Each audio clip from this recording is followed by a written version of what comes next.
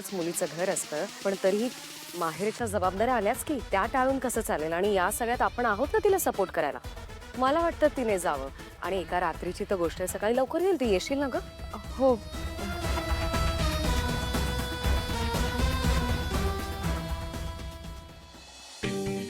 वहिनी, दुर्गा वहिनी एवढ्यात जत्रेत वगैरे गेल्या होत्या का? सर, काय संबंध जत्रेचा? मला वाटतंय दुर्गा वहिनी जत्रेत हरवल्यात आणि त्यांच्या जागी ही त्यांच्यासारखी दिसणारी बाई आली घरात आपल्या. तू काहीही बोलतेस, तू झालं, बोलली बोलली ही दुर्गा. मी एवढं सगळं जुळवून आणलं होतं, त्याचं वाटोळ केलं हिने.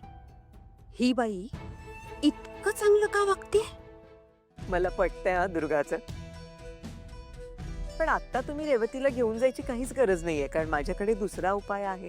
दुसरा उपाय कोणता? रेवतीला तुम्ही माहेरी घेऊन जाण्यापेक्षा तुम्हीच इथं राहा ना, प्रश्नच सुटला. आजी, चालेल.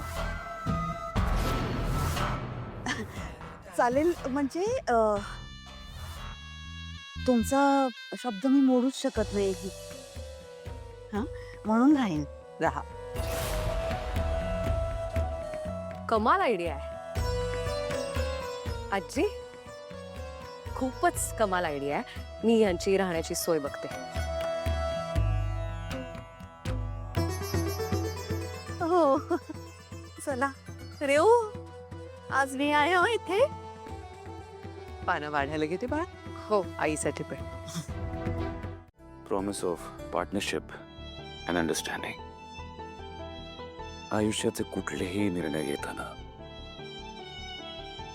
मी एक पुरुष म्हणून किंवा एक नवरा म्हणून माझंच खरं असं कधीच करणार नाही.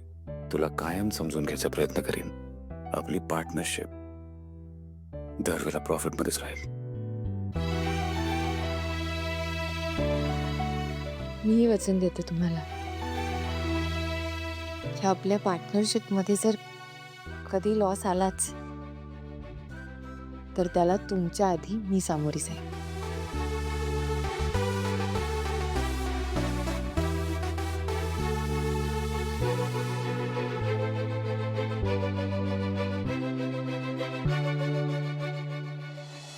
Promise of freedom. मी तुझं व्यक्ती स्वातंत्र्य कधीच हिरावून घेणार नाही.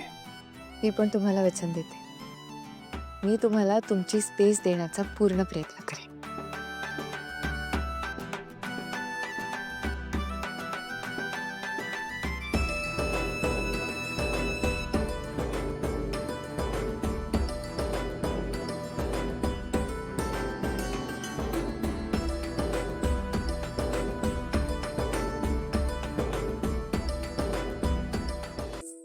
Promise of loyalty. मी कायम तुझ्याशी लॉयल असेन.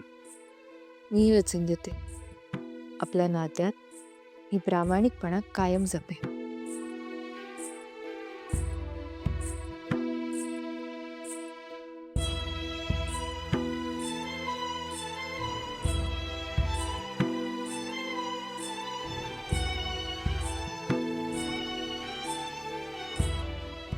Promise of growth.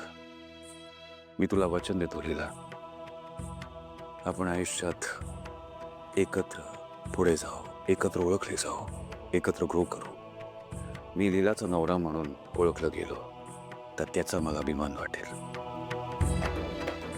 तुझ्या स्वप्नात, तुझ्या सगळ्या ॲम्बिशनमध्ये मी तुझ्या बरोबर उभा राहीन.